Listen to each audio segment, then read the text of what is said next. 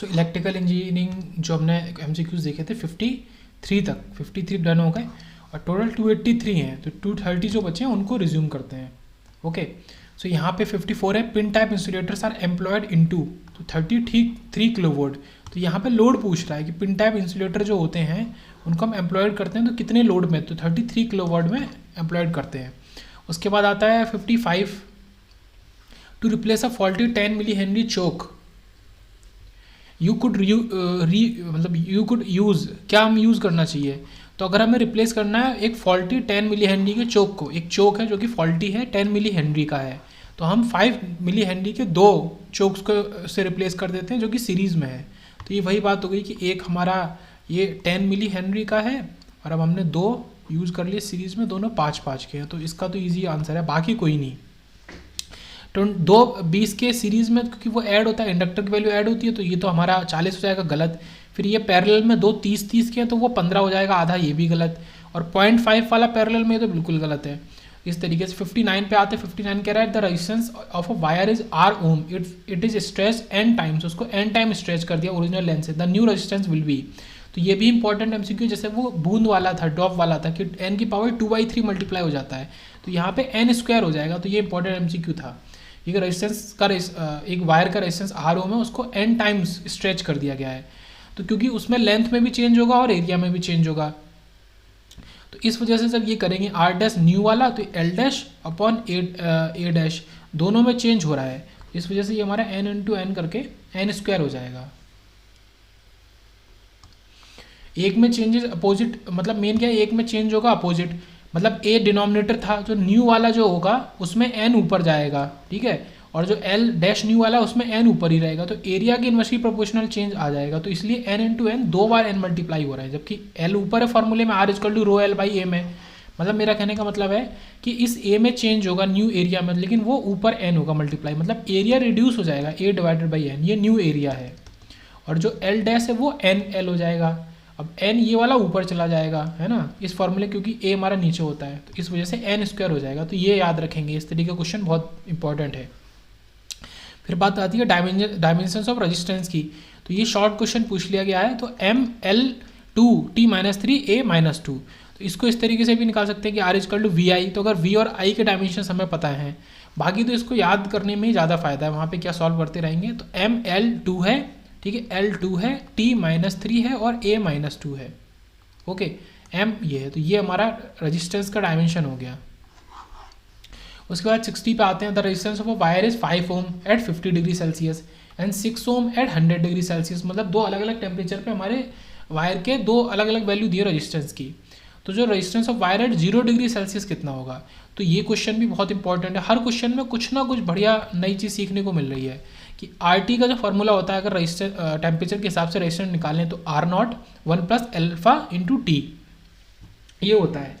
तो यहाँ पे R50 अगर निकालेंगे तो R0 1 प्लस अल्फा इंटू ये 0.50, ये मैं मल्टीप्लाई 50 डिग्री कर देंगे, ये मल्टीप्लाई कर रहे हैं, ओके, तो ये हो जाएगा। तो ये 5, इसकी वैल्यू दी है हमें 5, तो ये 5 हमने लगा दी। सेम तरीके से R100 किया तो उसकी वैल्यू दी है हमें, ये दी है 6 ओम, तो ये हमने लगा दिया। अब इसको इससे अगर डिवाइड हम करते हैं तो हमारे पास क्या बचेगा इक्वेशन में, R0 कैंसिल हो जाएगा, अल्फा बचेगा। तो अल्फा पहले इस इक्वेशन से निकालेंगे, देखो हमने यही किया है कि दोनों को डिवाइड किया है, तो यहाँ से हमारा अल्फा बचा, तो 5 + 500 अल्फा, 6 + 300 अल्फा, इससे अल्फा आ गया 1/200। अब अल्फा हमारे पास आ गया, फिर हम अब 0 के लिए निकाल सकते हैं। तो हम अगर अल्फा का मान सही निकालेंगे तो 5 equal to,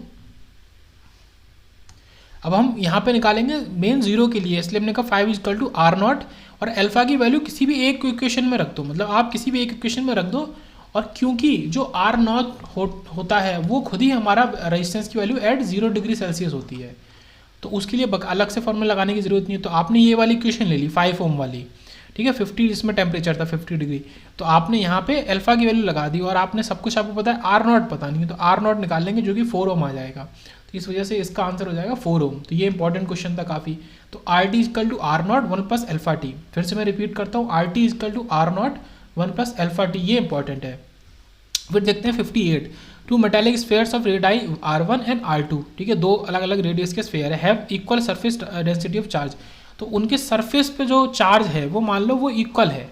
the ratio of electric field on the surfaces, तो उनके सरफेस पे इलेक्ट्रिक फील्ड का रेशियो हमें बताना है। तो गॉस का नियम है phi is equal to Q I epsilon naught, ये इंपॉर्टेंट नियम है, ठीक है, phi is equal to phi E Q I epsilon naught. तो Q1 हमारा कर देंगे Q1 बाई एप्सिलॉन नॉट, और Q2 भी कर देंगे Q2 by epsilon not. Epsilon not cut जाएगा, तो चार्ज तो दोनों में सेम है, तो इससे हमारा क्या आ जाएगा कि रेडियस का क्या वैल्यू होगी, वो भी हमारी सेम हो जाएगी। मतलब वो कहना चाह रहे हैं कि अगर दो स्फीयर है जिन पे सरफेस पे चार्ज सेम रिसाइड कर रहा है, तो आपको मजबूरन उनका मतलब उनका रेडियस भी सेम ही लेना पड़ेगा। अगर आप रेडियस अलग करते हो, ये जो रेडियस है ये दोनों के सेम होंगे तभी सेम चार्ज आएगा। मतलब किसी भी कीमत पे अगर आपने रेडियस अलग कर दी तो कभी भी आप दोनों पे सेम चार्ज को रिसाइड नहीं करवा सकते। तो जो हमारा चार्ज का रेशियो है 1:1, वही वो उन्होंने इक्वेशन में दिया सेम सरफेस चार्ज डेंसिटी, वही हमारा रेडियस का रेशियो हो जाएगा। ओके, नेक्स्ट बढ़ते हैं 61 पे आते हैं। तो 61 हमसे कह रहा है कि the fusing current depends on the, तो हमारे ऑल ऑफ द अबव पे डिपेंड करता है। ओके, ये बीएसएनएल में पूछा गया था। तो फ्यूजिंग करंट की बात करिए, वो किस पे डिपेंड करती है, diameter of the fuse wire, okay, number of wires पे, और length of the fuse wire. तो ये नॉर्मल पैरामीटर्स हैं, इन सब पे ही डिपेंड करेगा। उसके बाद आते हैं 65 पे। इन अ सर्किट 2 9 ओम हमारे resistances are connected in series to a parallel combination of 2 ohm resistances.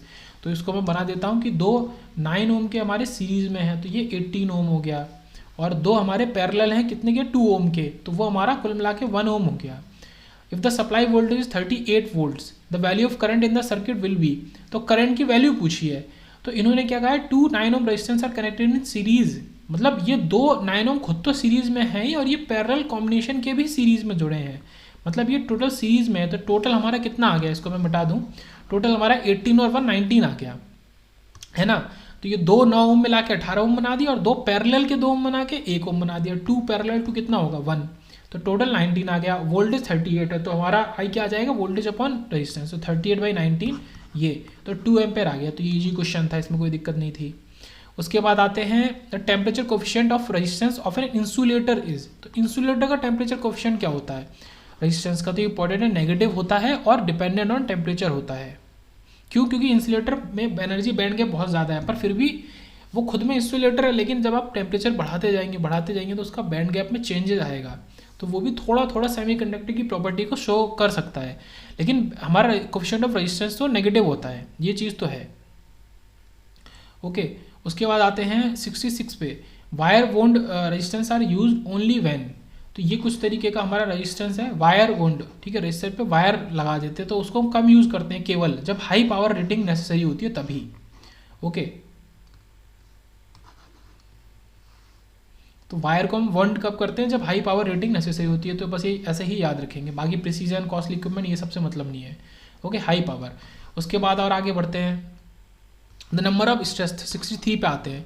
The number of stress coefficients और constraints which characterises a piezoelectric material, this question is important, good question. यहाँ पे number पूछा है कि piezoelectric material को characterise करने के लिए कितने कोफिशिएंट या फिर कंस्ट्रेंट्स हमें चाहिए, स्ट्रेस कोफिशिएंट चाहिए, तो 3 चाहिए।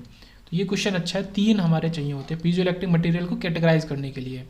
उसके बाद आते हैं 64 पे। Change in resistance of a conductor on increasing its length 3 times, अगर उसकी लेंथ को 3 गुना बढ़ा दिया जाए तो उसमें क्या चेंज आएगा, तो R equal to row L/A। तो यहाँ से साफ दिख रहा है कि हमारा रेजिस्टेंस जो है वो लेंथ के डायरेक्टली प्रोपोर्शनल है, तो जितनी लेंथ बढ़ेगी उतना रेजिस्टेंस, तो 3 टाइम्स हमारा ये सी ऑप्शन 3 टाइम्स हो जाएगा, तो ये भी ईजी है। तो 64 तक हमारा ये कवर हुआ। उसके बाद आगे चलते हैं 67 पे। तो when copper is added to silver in small quantity so as to form an alloy, मतलब हमने कॉपर और सिल्वर को मिला दिया एलॉय बनाने के लिए। The resistivity of such an alloy is, तो उस रेजिस्टिविटी की उस एलॉय की रेजिस्टिविटी कहाँ होगी, मतलब विद रेस्पेक्ट टू सिल्वर और कॉपर पूछ रहा है, तो in between the resistivity of silver and copper. क्यों, देखो जो गुड कंडक्टर होता है हमारा, सिल्वर ज़्यादा अच्छा कंडक्टर है, सिल्वर ज़्यादा अच्छा कंडक्टर है, और अगर आप अच्छी चीज़ में थोड़ी उससे लेस अच्छी चीज़ मिलाएंगे तो उसकी प्रॉपर्टी अच्छे से नीचे गिर जाएगी, सीधी सी बात है, कॉमन सेंस वाली बात है। अगर हम सिल्वर में कॉपर मिला रहे हैं तो क्योंकि उल्टा बोलो कि अगर एक कम अच्छी चीज़ में ज़्यादा अच्छी चीज़ मिला देंगे तो कम अच्छी वाली से ज़्यादा वैल्यू अच्छी हो जाएगी। तो कॉपर में सिल्वर मिलाने से कॉपर से ऊपर चलेगी रेजिस्टिविटी, और सिल्वर मिलाने से उसकी सिल्वर के जो खुद की होती है उसके रेस्पेक्ट में नीचे चली गई, तो इन बिटवीन हो जाएगी, in between the resistivity of copper and silver. उसके बाद आते हैं 73 पर। Resistivity of a wire depends upon, तो हमारे किस पे डिपेंड करती है, तो हमारे ऑल ऑफ द दीज पे डिपेंड करेगी। बट यहाँ पे थोड़ा सा मतलब प्रॉब्लम वाली बात है, हम जैसे रजिस्टिविटी को लिखते हैं तो R equal to rho L by A, और रो को लिखेंगे तो वो हमारा R A बाई L हो जाएगा। तो हमें लगता है कि अरे इस पर भी डिपेंड कर रही है, इस पर भी डिपेंड कर रही है, पर ये तो हमारा मैथमेटिकली होता है, बट टेक्निकली ऐसा होता नहीं है, केवल और केवल मटीरियल पर डिपेंड करती है। क्यों? अभी वायर की डायमेंशन तो अलग चीज़ है, मतलब जो A और L है वो वायर पे डिपेंड करता है, पर किसी पर्टिकुलर वायर की वो किस मटेरियल का है उससे हम कह सकते हैं ना इसकी रजिस्टिविटी अच्छी होगी, बेकार होगी, ज़्यादा होगी। मतलब आप केवल इतने से क्या कह नहीं सकते, आपको एक वायर दे दिया गया, वायर की डायमेंशन आपको नहीं दी गई और आपसे पूछा गया आप बताओ इसकी रजिस्टिविटी कैसी है, मतलब एक 3 पैरामीटर दे दिया, बेकार, नॉर्मल और बहुत अच्छी, तो फिर भी हम मटेरियल की बेसिस पे बता सकते हो, है ना। तो इसीलिए यहाँ पे मटेरियल यूज़ हो रहा है, यहाँ पे हम ऑल ऑफ दिस एरिया और लेंथ को नहीं लेंगे। फिर आते हैं 68 पे, which one of the following is a ceramic insulator. ये एक इंसुलेटर है पर सेरामिक टाइप का इंसुलेटर है, तो वो हमसे पूछा गया था। पोर्सिलिन जो है वो एक सेरामिक और इंसुलेटर, लिक्विड क्रिस्टल तो है नहीं, सिंथेटिक फाइबर नहीं, माइका ये हमारा सेरामिक के कैटेगरी में आता है, बट सेरामिक इंसुलेटर नहीं है, तो पोर्सिलिन है, ये याद रखेंगे। उसके बाद आते हैं 74 पे, 2 heaters wire of equal length, 2 heater के वायर इक्वल लेंथ के are connected first in series and then in parallel, एक बार सीरीज में जोड़ेगा एक बार पैरेलल में। The ratio of heat generated from series to parallel connection will be. तो देखो हीट जनरेटेड का main I square R T, मतलब वहाँ पे आर हमारा इंपॉर्टेंट है कि रेजिस्टेंस कितना होगा। तो जब इक्वल लेंथ के वायर, मतलब एक वायर है, मान लो एक का रेजिस्टेंस आर है, तो जब सीरीज में जोड़ेंगे तो 2R हो जाएगा इक्विवेलेंट रेजिस्टेंस ये। अब उन्हीं को जब पैरेलल में जोड़ेंगे तो R/2 हो जाएगा ये। ओके, तो पहले निकाल लेते हैं H1 हीट, तो V²/2R इंटू टी। इसके 2 फॉर्मूले हैं हमारे, अगर I के रेस्पेक्ट में करेंगे तो I²R/T इंटू टी, और अगर V के रेस्पेक्ट में करेंगे वोल्टेज के तो V²/2R इंटू टी। 2R मतलब वो हमने यहाँ से लिया है, वैसे तो मैं अगर लिखूँ नॉर्मल फार्मूला, एक तो I²RT हो गया, एक V²/R इंटू टी हो गया, ये दोनों हीट के फॉर्मूले हो गए। ओके, तो इस वाले को, सेकंड वाले को हमने यूज़ किया है, पर क्योंकि R2R है तो हमने यूज़ किया, तो पहली बार में वो कम थी, दूसरी बार में जब R/2 कर दिया तो वो ऐसे बढ़ गई, फिर इनका रेशियो किया तो ये रेशियो 1:4 आ गया। तो सेकंड केस में जब हम देखेंगे तो 4 गुना बढ़ रही है, तो 1:4 इसका आंसर हो जाएगा। पर ऐसा क्यों है? क्योंकि देखो हम यहाँ पे क्या कह रहे हैं, H इन्वर्सली प्रोपोर्शनल है R के, और R को अगर घटा दिया, क्योंकि इन्वर्सली प्रोपोर्शनल है, तो R को हमने घटा दिया जब पैरेलल में जोड़ा है ना, पैरेलल में जोड़ा तो R को घटा दिया, तो उससे हीट बढ़ेगी ही, सीधी सी बात है तो बढ़ेगी। तो फिर कुछ रेशियो तो बिल्कुल सही नहीं हो सकते, 4:1, 2:1, या तो 1:2 होगा या 1:4, हमारा 1:4 होगा, वो हमने सॉल्व करके निकाला है। उसके बाद हम कहाँ थे, हम देखेंगे 69। तो 100 मीटर ये वायर है लंबी एक तार का, ठीक है, ये चीज़ें हैं यहाँ पे, मतलब सेम कुछ नहीं है, R equal to row L/A लग रहा है, और हिंदी में दे दिया तो कोई दिक्कत नहीं है, फॉर्मूला तो याद ही है। उसके बाद प्रतिरोध को अधिक परिशुद्धता के साथ मापा जा सकता है, मतलब रजिस्टेंस को ज़्यादा अच्छी प्रिसाइजन के संग कैसे नाप सकते हैं, तो मेगर से, ये हम आगे भी पढ़ेंगे माइक्रोवेव में, मेगर, तो ये एक इम्पॉर्टेंट चीज़ है, MEGGER, मेगर, तो ये आगे भी पढ़ेंगे, तो मेगर के साथ नापा जा सकता है। 71 देखते हैं, तो पावर लॉस हमें निकालना है, प्रतिरोधक मतलब रेजिस्टेंस में शक्ति पावर लॉस व्यक्त की जाती है किस तरीके से, तो P=V²/R, या फिर हमने देखा है I² R, तो ये बिल्कुल गलत हो गया, I² गलत है, ठीक है, V² गलत है, और P=VI भी होता है, तो ये भी गलत है, केवल ये फॉर्मूला सही है और कुछ भी नहीं। उसके बाद आते हैं 75 में, यहाँ कह रहा है कि varnishes protect the insulating materials against, जो इंसुलेटिंग मटेरियल्स होते हैं उसमें वार्निश करके रखते हैं, कभी आपने वर्ड सुना होगा वार्निश, तो किस वजह से उसको मतलब करते हैं वार्निश, और वो उस वार्निश उसका किस चीज़ से प्रोटेक्ट करता है, तो मॉइस्चर से भी करता है, डर्ट और ऑयल, तीनों चीज़ से वार्निश प्रोटेक्ट करता है इंसुलेटिंग मटेरियल को, तो डस्ट, ऑयल, मॉइस्चर तीनों। फिर आता है बैकलाइट, क्या है एक, तो वो एक तरीके का इंसुलेटर है बैकलाइट। ओके, सेमीकंडक्टर तो हो नहीं सकता, और सुपर कंडक्टर भी नहीं, और हमारा नॉर्मल क्या कहते हैं कंडक्टर भी नहीं, तो वो रोधक है या इंसुलेटर है बैकलाइट। और बैकलाइट कहाँ यूज़ होता है, अगर किसी को याद हो तो बैकलाइट हम यूज़ करते हैं जो इलेक्ट्रिकल स्विचेज होते हैं, जैसे टिक टिक करके स्विच जो अपने घरों में लगे होते हैं, उसमें बैकलाइट, स्विच बोर्ड में बैकलाइट यूज होता है, तो वो तो इंसुलेटर होगा, तभी तो उसको एज अ स्विच यूज़ कर रहे हैं ना, अगर कंडक्टर हो गया तो करंट मार देगा। उसके बाद आगे बढ़ते हैं, point form of Ohm's law, अच्छा क्वेश्चन है, पॉइंट फॉर्म ओम्स लॉ की पूछी जा रही है। ओके, तो 2 फॉर्म है, एक इंटीग्रल फॉर्म है, एक पॉइंट फॉर्म या डिफरेंशियल फॉर्म है। इंटीग्रल अलग होता है, पॉइंट और डिफरेंशियल एक ही मतलब कह सकते हैं। तो J is equal to sigma E भी हमारा पॉइंट फॉर्म होता है और एक हमारा V is equal to I R होता है। तो ये हमारा J is equal to sigma E, ये ठीक है, ये EDC में काफ़ी इंपॉर्टेंट और फेमस फार्मूला है। तो पॉइंट फॉर्म ओम्स लॉ का है J is equal to sigma E, sigma और ई मल्टीप्लाई में। अब देखो इन्होंने 4 फार्मूले दिए, अगर किसी को थोड़ा डाउट है तो वहाँ फंस जाएगा वो, ठीक है, गलत लगा सकता है। तो आपको याद रखना सिग्मा और ई मल्टीप्लाई में है। तो J is equal to sigma E आ गया हमारा। उसके बाद बात करते हैं हमारा 79 का, the operating temperature of PVC, paper, silk और कॉटन विदाउट इम्प्रेगनेशन इज। तो PVC, पेपर, सिल्क और कॉटन ये लगभग नॉन कंडक्टर वाली चीज़ें हैं, तो इनका ऑपरेटिंग टेम्परेचर लगभग विदाउट इम्प्रेगनेशन कितना होना चाहिए? तो हमारा 90 डिग्री होना चाहिए। तो ये अच्छा क्वेश्चन है। ओके, 90 डिग्री हमारा होना चाहिए, 90 डिग्री सेल्सियस। इसमें 4 ऑप्शन है। दिल्ली मेट्रो में पूछा, दिल्ली मेट्रो में देखो इस तरह के क्वेश्चन पूछ लेता है, इसको आप कैसे सही सॉल्व कर सकते हो? किसी को गेट का जो नेटवर्क ADC एनालॉग अच्छे से आता है, फिर भी अगर ये चीज़ नहीं पढ़ी उसने तो वो नहीं कर सकता, मतलब ये पढ़ी है तो ही कर सकता है। तो ये हो गया हमारा 90 डिग्री सेल्सियस। उसके बाद बात करते हैं 80 की। तो noise in register is measured in, noise को हम कैसे मेजर करते हैं? बात रजिस्टर की नहीं है, वैसे भी तो हम डेसिबल्स में मेजर करते हैं नॉइज़ को नॉर्मली। तो पार्ट्स पर मिलियन ये तो है नहीं, माइक्रोवोल्ट्स पर वोल्ट नहीं, माइक्रो ओम, ठीक है, ये कुछ भी नहीं, डेसिबल। तो ये भी अच्छा क्वेश्चन है। Ohm's law is not applicable for, तो ओम्स लॉ हमारा इंसुलेटर फॉलो नहीं करता, जहाँ कंडक्शन होता है वही फॉलो कर पाते हैं। तो इलेक्ट्रोलाइट करता है, vacuum ratio valve, arc lamp. Insulator हमारा ओम्स लॉ को फॉलो नहीं करता है। उसके बाद आते हैं आगे 81 पे, which of the following list 4 platinum, silver, aluminium and copper in increasing order of resistivity. मतलब ये 4 चीज़ें हैं, इनको increasing order of their resistivity में आपको लगाना है।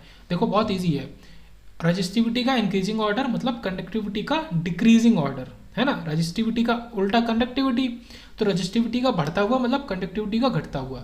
इसका मतलब सबसे पहले आप सबसे ज़्यादा कंडक्टिव को कर दो, उसके लास्ट में सबसे कम कंडक्टिव को। तो देखो यहाँ पे A और C ऑप्शन तो गलत हो गए, प्लेटिनम कॉपर सबसे ज़्यादा कंडक्टिव नहीं होते हैं, सबसे ज़्यादा सिल्वर है बेस्ट कंडक्टर, सबको पता है। फिर गोल्ड आता है, गोल्ड ऑप्शन में नहीं है, तो सिल्वर के बाद copper, then aluminium and then platinum. Platinum हमारा इनके भी बाद आता है और ऑप्शन हमें यही गिवन था, तो इस वजह से भी ठीक है। तो सिल्वर, कॉपर, एल्यूमिनियम, प्लेटिनम, तो ये अच्छा क्वेश्चन है। ये 2 बार आया है, नोएडा मेट्रो में आया है और हमारा SAIL में आया है। उसके बाद बात करेंगे 82 की। तो which of one of the following classes of material can be categorise at ferrites. Ferrites हम किसको कह सकते हैं? तो सेरामिक्स को हम फेराइट्स कह सकते हैं। देखो मेटल तो मेटल ही है, उसको हम कुछ और क्यों कहेंगे? एलॉयज तो बहुत तरीके के हो सकते हैं, प्लास्टिक अलग चीज़ हो गई, तो सेरामिक्स को हम फेराइट भी कहते हैं। तो ये भी गुड क्वेश्चन था। उसके बाद इन इंसुलेटर की अगर बात करें तो internal electric charges does not flow freely external electric field. तो जो इंटरनल इलेक्ट्रिक चार्जेस है वो फ्रीली फ्लो नहीं करते in the presence of external electric field में। तो ये चीज़ इंसुलेटर की खासियत है, ठीक है। इंटरनल जो A ऑप्शन है, internal electric charges flows freely in presence of external electric field, तो ये हमारा इंसुलेटर में नहीं होता, डाइलेक्ट्रिक में ऐसा कह सकते हैं। तो ये क्वेश्चन देखो AAI और BSNL 2015-16 में आया है। तो इंसुलेटर में ये चीज़ हमारा ठीक है डज नॉट, इसको मैं हाईलाइट कर देता हूँ। तो ये इंपॉर्टेंट है कि फ्रीली मूव नहीं करते हैं। उसके बाद नेक्स्ट देखते हैं 83, the correct sequence of increasing order of their electrical resistivity. देखो यहाँ पे भी वही चीज़ है, इंक्रीजिंग ऑर्डर ऑफ रजिस्टिविटी मतलब डिक्रीजिंग ऑर्डर ऑफ कंडक्टिविटी। तो कंडक्टिविटी का डिक्रीजिंग ऑर्डर बताना है। तो देखो डायमंड, गोल्ड, गोल्ड, गोल्ड, तो डायमंड वाला ऑप्शन गलत, डायमंड तो नहीं होगा, गोल्ड क्योंकि सिल्वर नहीं है गिवन ऑप्शंस में, तो गोल्ड नंबर 1 पे होगा।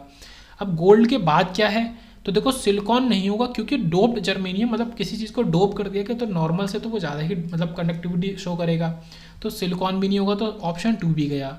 इसी तरीके से ऑप्शन D भी गया क्योंकि डायमंड से ज़्यादातर डोप जर्मेनियम हमारा करेगा, डायमंड तो इंसुलेटेड टाइप हो जाता है, तो इसलिए ऑप्शन C सही है, गोल्ड, डोप जर्मेनियम, उसके बाद नॉर्मल हमारा इंट्रिंसिक सिलिकॉन, फिर डायमंड। इस तरीके के 2 बार क्वेश्चन पूछे गए हैं, तो ये अच्छा क्वेश्चन है, पूछ लिया जाता है इस तरीके का। नेक्स्ट बात करते हैं 84 की, the resistances in the higher range and mostly made of या are mostly made of. Higher range के रेजिस्टेंस हम ठीक है हायर रेंज के रेजिस्टेंस को कहाँ से बनाते हैं? तो कार्बन से बनाते हैं। ये भी अच्छा क्वेश्चन है। ओके, कार्बन से बनाते हैं, 1 ओम से लेके 22 मेगा ओम तक बना सकते हैं। उसके बाद ये क्वेश्चन गुड है 88 susceptibility for paramagnetic material is. ये क्वेश्चन भी अच्छा है कि ससेप्टिबिलिटी की बात कर रहा है किसी एक तरीके के मटेरियल की जो कि पैरामैग्नेटिक है, तो वो पॉजिटिव होती है और स्मॉल होती है। तो ये बस याद रखने वाली बात हो गई, ठीक है। पैरामैग्नेटिक के लिए susceptibility positive and small value. उसके बाद आता है हमारा, पहले 89 देखते हैं। Copper silver diamond are examples of. तो ये हमारे डायामैग्नेटिक, मतलब ये जो नॉर्मली हमारे मेटल्स हो गए तो कॉपर सिल्वर जैसे हैं, तो ये हमारे डायामैग्नेटिक होते हैं। ओके, देखो फेरो फेरी तो हमारे वो जो मैग्नेट वाले हो गए, वो तो होते ही नहीं है, ठीक है। उसमें हमारा आयन और वो सब चले जाते हैं। तो मतलब मैं एक मोटा मोटा एक बात बता रहा हूँ, आंसर कैसे देखना है। डिटेल में मैंने नहीं कहा कि तुम जाके सारे पढ़ लो डायमैग्नेटिक फेरोमैग्नेटिक, क्योंकि ये ज़रूरी नहीं कि किसी एक एग्जाम में आ रहा है तो किसी दूसरे में भी आएगा, तो ऐसा नहीं है। बट क्या है कि कुछ जो MCQs हैं जो पूछे जा चुके हैं तो आने चाहिए, अगर रिपीट हो गया तो वहाँ पे तुरंत टिक लगाना है देखते हुए। सो डायामैग्नेटिक होते हैं, पहली बात। पैरा और नहीं होते, डाया होते हैं।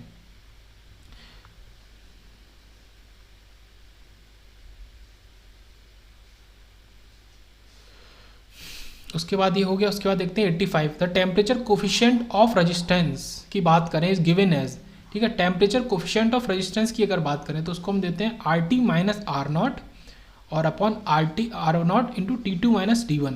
तो ये फॉर्मूला इंपॉर्टेंट है कि टेम्परेचर कोफिशिएंट ऑफ रेजिस्टेंस की अगर बात करें तो उसको इस तरीके से दे सकते हैं।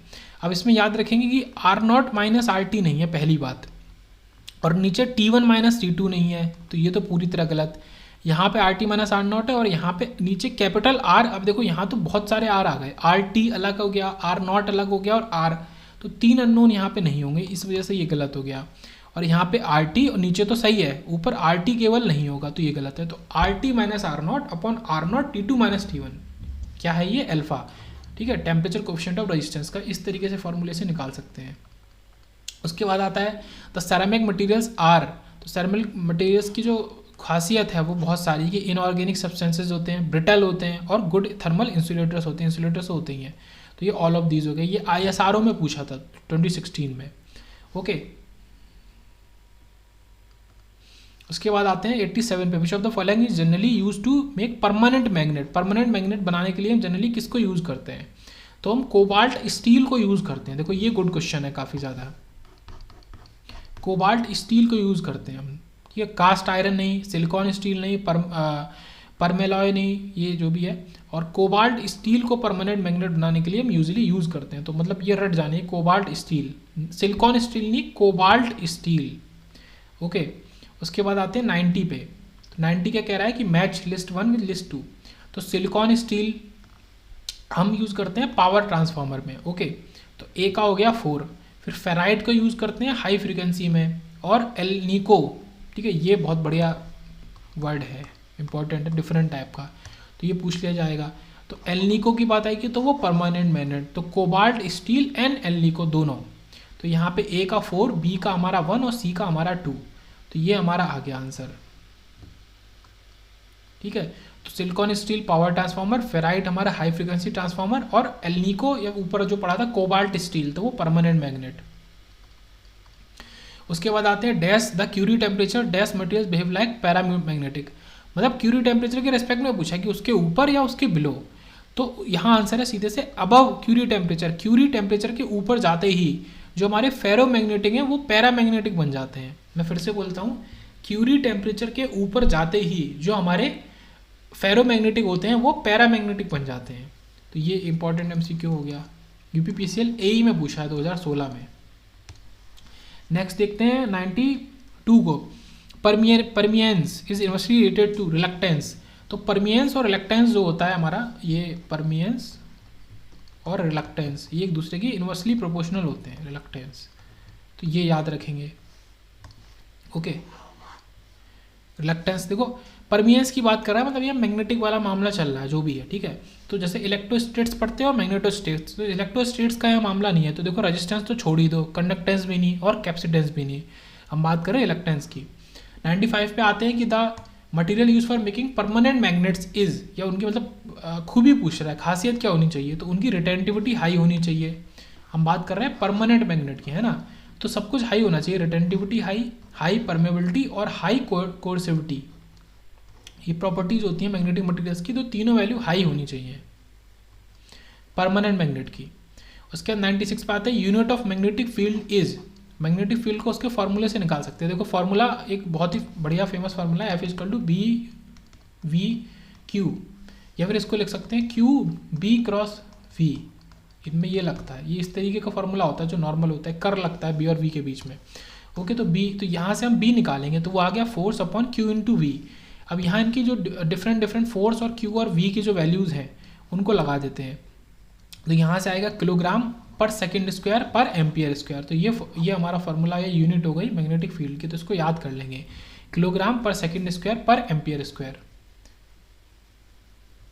अब Q को I और T लिख सकते हैं, मतलब ऐसे वो डिवाइड होता जाएगा। उसके बाद बात करते हैं, पहले 97 देखते हैं, unit of relative permeability is. तो देखो उसके नाम से ही समझो, रिलेटिव परमेबिलिटी किसी के रेस्पेक्ट में बात कर रहा है, तो उसकी डायमेंशन नहीं होगी, मतलब mu naught upon mu R करके। तो दो परमेबिलिटी का रेशियो है, देखो mu R is mu upon mu naught, ये रिलेटिव परमेबिलिटी है। ये हमारा mu equal to mu R into mu naught होता है, पर ये रेशियो हो जाता है म्यू का और म्यू नॉट का, तो इस वजह से ये डायमेंशन लेस होगा।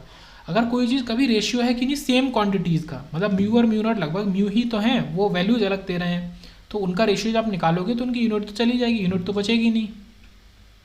उसके पहले ये फॉर्मूला देख लेते हैं, इंडक्टर्स का फॉर्मूला L=μ0n²×A/L। ये कुछ इसी तरीके का है जैसा हम रजिस्टेंस का निकालते थे, ρ/L/A, है ना। तो थोड़ा सा चेंज है, वहाँ रो की जगह यहाँ म्यू नॉट आ गया, n² भी आ गया, L और A उल्टे हो गए, तो ये फॉर्मूला है। तो याद रखना R और L के फॉर्मूले में A और L उल्टे हो जाते हैं, तो थोड़ा सा इससे हिंट रहेगी। ओके, तो ये हमारा फॉर्मूला बन गया L=μ0n²A/L। अब इससे देखते हैं question, what determines the inductance of a coil. ये RRB सीनियर सेक्शन इंजीनियर 2015 का क्वेश्चन है।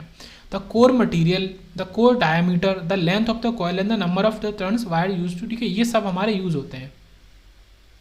अब यहाँ पे क्या क्या नहीं है, यहाँ पे देखो whether the coil is mounted horizontally vertically, इस सब का कोई काम नहीं है पता करने के लिए, तो ये गलत।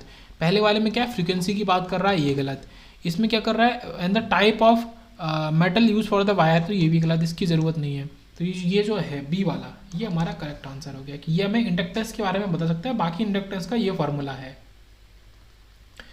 उसके बाद बात करते हैं 94 की, use of high permeability core in moving iron instrument helps in. अगर हम हाई परमेबिलिटी कोर को यूज़ कर रहे हैं मूविंग आयरन इंस्ट्रूमेंट्स के अंदर, ओके, तो उसको क्या, उसकी वजह से क्या होगा, हमारा जो टेम्परेचर एरर है वो कम हो सकता है। तो हाई परमेबिलिटी, और वो किसको घटा देगा, टेम्परेचर एरर को।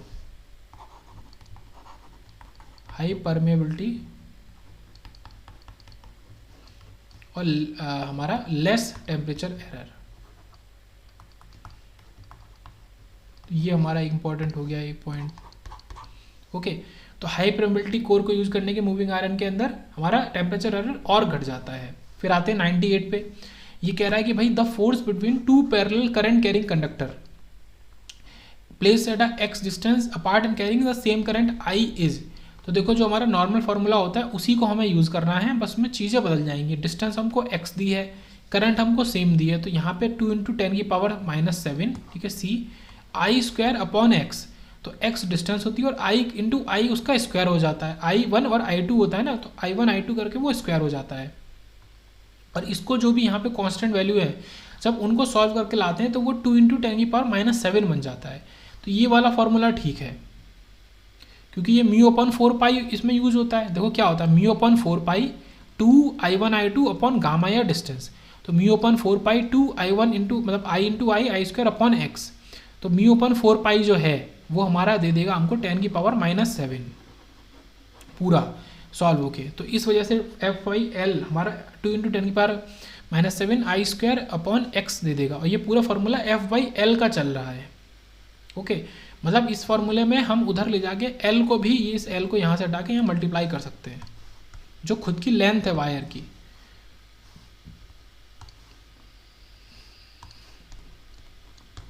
ओके, तो यहाँ पे हमारा ये पार्ट खत्म होता है।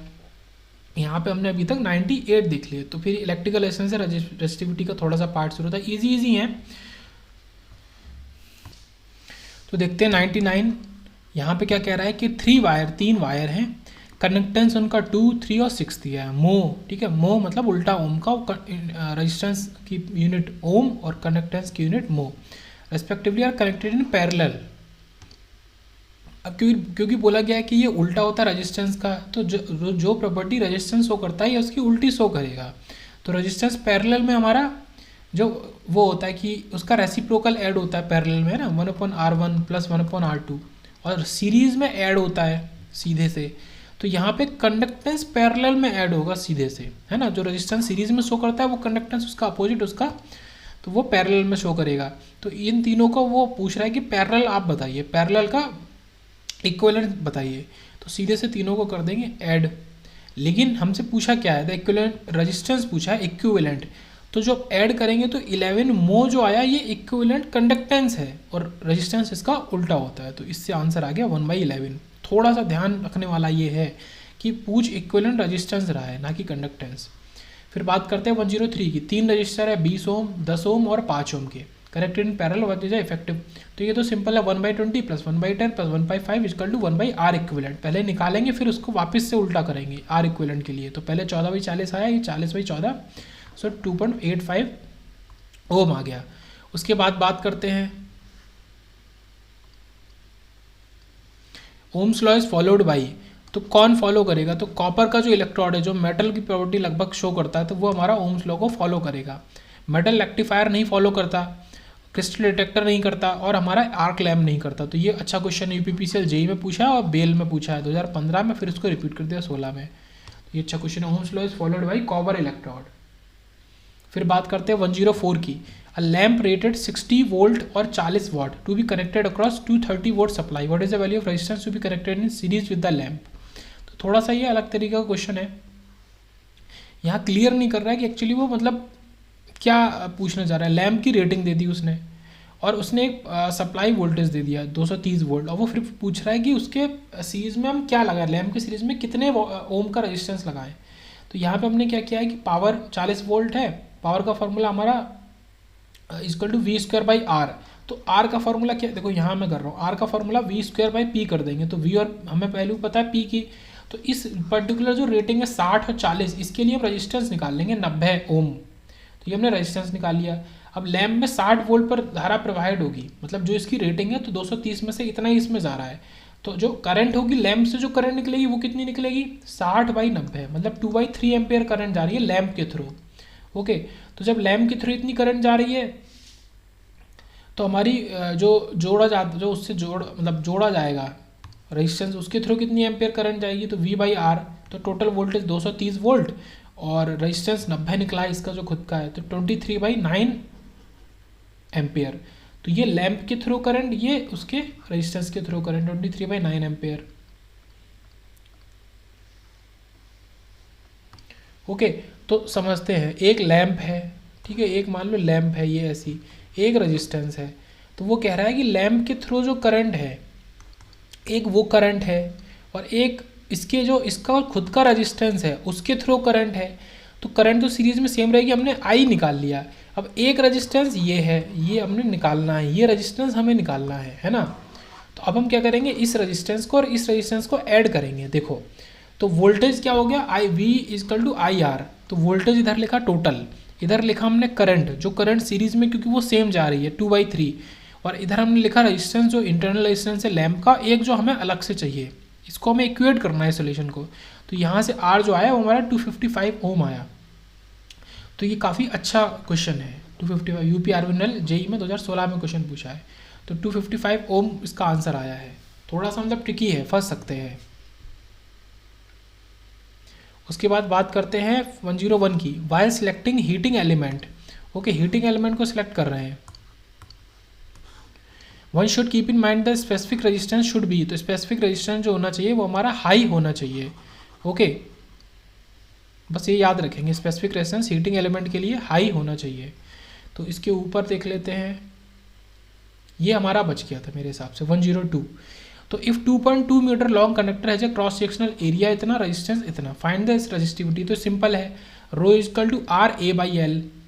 तो रेजिस्टिविटी निकालनी है, R=ρL/A है, रेजिस्टिविटी को छोड़ के बाकी दोनों को उधर ले गए, तो ρ=RA/L। सबकी तीनों वैल्यू दे दी है, तो 0.057, तो ये हमारा आंसर आ गया। तो ये तो ईजी था, इसमें कोई बात ही नहीं थी। ये क्वेश्चन अच्छा है, इसको स्टार लगाया मैंने। तो लैंप की रेटिंग दी है, टोटल वोल्टेज दिया है, तो आप इस लैंप की रेट में देखो, फिर से रिपीट कर देता हूँ, इस लैंप की रेटिंग से जो वोल्टेज जो पावर है, आप रेजिस्टेंस निकालो, तो वो रेजिस्टेंस निकला, उस रेजिस्टेंस की मदद से आप करंट निकालो, है ना। और वो रेजिस्टेंस खुद का लैंप का रेजिस्टेंस है, तो आप लैंप का वोल्टेज लोगे 60 वोल्ट, तो आपने करंट निकाली। अब यही करंट जो है, यही हमारे पूरे सर्किट में फ्लो करेगी, क्योंकि रेजिस्टेंस हमें अलग से जो जोड़ना है वो सीरीज़ में जोड़ना है। तो जो हमने ये चीज़ करी है, ये हमारे किसी काम की है नहीं, तो हमने ये किया। उसके बाद हमने क्या किया कि वोल्टेज तो टोटल इक्वल है पूरे, उसका वोल्टेज होता है आई इंटू आर, तो आई भी सेम है, रेजिस्टेंस दो हो गए, एक तो हमारा 90 हो गया और एक आर हो गया जो हमें निकालना है। तो 230 इक्वल टू 2/3, 90 प्लस आर, और आर हम निकाल लेंगे इससे।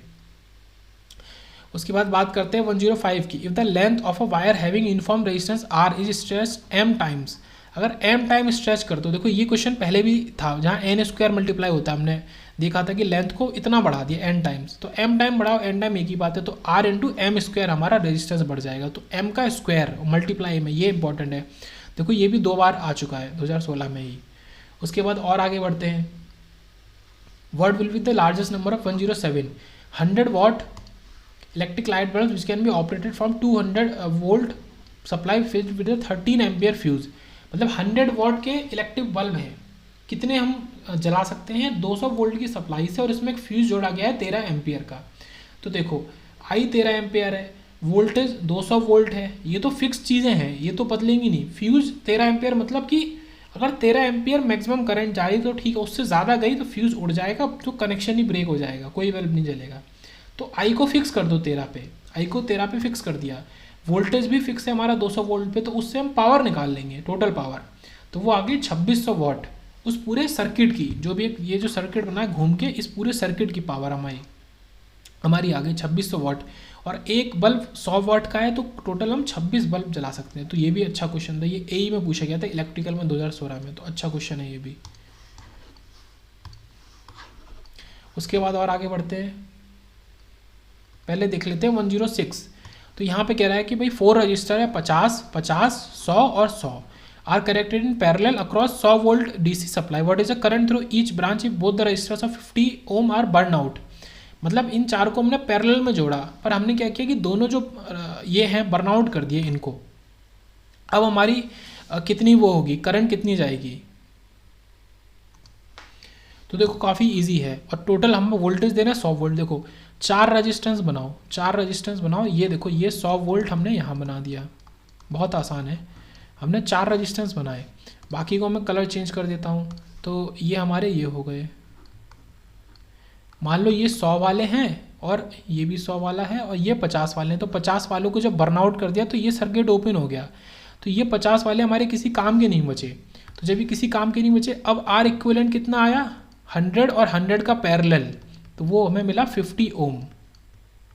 और हमारा आई कितना आया, आई आया वी बाई आर, वी कितना है 100 वोल्ट अपॉन 50 ओम, मतलब 2 एम्पियर करंट है। तो इस जगह से अगर मैं ग्रीन उससे बनाऊँ, इस जगह से 2 एम्पियर करंट जा रही है हमारी, ओके। तो ये 2 एम्पियर करंट ये बटेगी 2 में, दोनों में 100 में, तो दोनों सेम वैल्यू है तो इक्वल बढ़ जाएगी, तो दोनों जो 100 है उनके थ्रू 1 एम्पियर करंट फ्लो करेगी, है ना। 2 एम्पियर दोनों में इक्वल बढ़ जाएगी, तो 2 भागों में बढ़ेगी, तो वो 1 एम्पियर हो गई। तो यहाँ पे ये जो दिया है कि 50-50 ओम पहले दे दिया, फिर कह दिया बर्नआउट हो गए, तो ये ना ही देते तो एक ही बात है, मतलब इनको अगर ना ही दो आप, इनको यहाँ हटा दो और इस स्टेटमेंट को हटा दो, तो वो एक ही बात हो गई। तो ये क्वेश्चन हो गया, ये ऊपर यही चीज़ है, ओके। ये क्या किया इन्हें ओपन कर दिया, ये दिखा रहा है, ये दिखा रहा है, ये इनको ओपन कर दिया है। अब आते हैं क्वेश्चन नंबर 108 पे। तो 10 ओम का रजिस्टर है और connected in parallel with a 15 ohm resistor and the combination in series with 12 ohm resistor. तो पहले इन दोनों का पैरेलल करना है, फिर 12 के संग सीरीज करना है, ओके। तो पैरेलल जब करेंगे तो ये हमारा आ जाएगा 6 ओम, 15 और 10 हमें दे देगा पैरेलल में 6 ओम, और 12 ओम सीरीज में, तो 18 ओम आ गया टोटल। और यहाँ पे क्या पूछा था, इक्विवेलेंट रेजिस्टेंस पूछा था, मतलब बताओ क्या है, एई के पेपर में ये पूछ रहा है। उसके बाद आते हैं 105 पे। If the diameter D of a conductor is doubled its resistance R will be reduce to. तो डायमीटर को डबल किया है, आर हमसे पूछ रहा है कि आर का क्या होगा। सो R 1/4 हो जाएगा। देख लेते हैं कैसे। जब हम नीचे एरिया लिखते हैं इस R1 के फॉर्मूले में, एरिया लिखा तो उसको पाई R1 स्क्वायर किया, क्योंकि मैं डायमीटर के फॉर्म में बनाना है, तो पाई D/2, R क्या होता है D/2 का स्क्वायर। तो अगर हम केवल D को बाहर करें तो बाकी सब चीज़ सेम है, पाई इधर है, D इधर है, रो इधर, यहाँ 4 ऐड हो गया। तो ये 4 की वजह से 4 टाइम्स हो जाएगा, क्योंकि 4 उल्टा ऊपर जाके ऐड हुआ है। तो R2 जो न्यू रेजिस्टेंस निकालेंगे तो वहाँ पे R1/4, तो ये हाफ हो जाएगा। तो ये हाफ हो जाएगा। ये कैसे होगा, देखो उन्होंने कहा कि न्यू वाले में डायमीटर को हमने 2 टाइम्स कर दिया। तो देखो एक हमने जो R2 नया निकाला, तो डायमीटर को जब हम 2 टाइम करेंगे तो नीचे D का स्क्वायर है और ऊपर 4 ऑलरेडी है, तो 2D मतलब 2D का होल स्क्वायर, तो वो 4D स्क्वायर हो गया। तो नीचे और ऊपर वाला 4 कट जाएगा, तो नीचे वो ऊपर वाला 4 कट गया। तो इस पूरे स्टेटमेंट में कहीं भी 4 नहीं है। अब हम R2/R1 अगर करेंगे तो 1/4, क्योंकि R1 में 4 था। मैं क्या कहना चाह रहा हूँ, R1 = 4 टाइम्स, और ये जो चीज़ है ये क्या है, जो बची हुई चीज़ें R2 ही है, सेम है ना, 4 टाइम्स। तो R1/R2 करेंगे तो 4 आ जाएगा, और R2/R1 करेंगे तो वो 1/4 आ जाएगा। तो इस वजह से 1/4 टाइम्स हो जाएगा। तो ये इसका आंसर है क्वेश्चन का। तो जो नॉर्मल फॉर्मूले हैं उन्हीं को लेके सॉल्व किया। ये भी इलेक्ट्रिकल AE का क्वेश्चन पूछा गया था।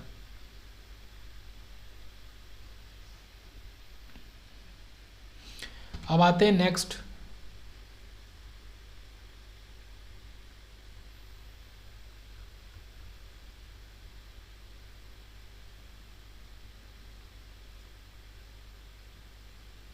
वन वन वन पे, तो 111 कह रहा है R1 and R3 are opposite arms of a Wheatstone bridge. एक व्हीटस्टोन ब्रिज है, तो R1 और R3 अपोजिट आर्म्स है। व्हीटस्टोन ब्रिज की खासियत क्या है कि अपोजिट आर्म्स वालों को ही आप मल्टीप्लाई करते हो और इनको इक्वल टू अपोजिट आर्म्स, तो R2 R4 है उनके इक्वल लिखते हो, ये खासियत है। एंड व्हीटस्टोन ब्रिज एज पर R2 and R4 the source voltage is applied across R1 and R3। R1 और R3 में सोर्स वोल्टेज अप्लाई किया है हमने, ओके।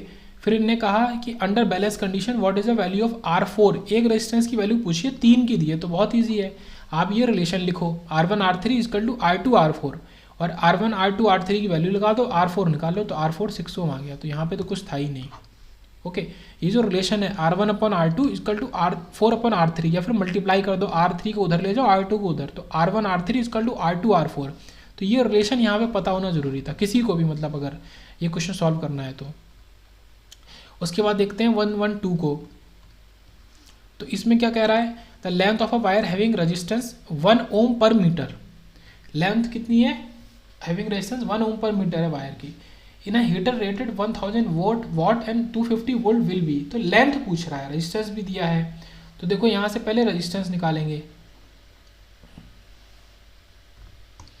तो देखो ये थोड़ा सा अलग तरीके का क्वेश्चन है, वो हमसे पूछ रहा है लेंथ, और उसने हमको रेजिस्टेंस दिया भी है और नहीं भी दिया। उसने ये कहा है कि लेंथ बतानी है और रेजिस्टेंस 1 ओम है हर 1 मीटर के लिए।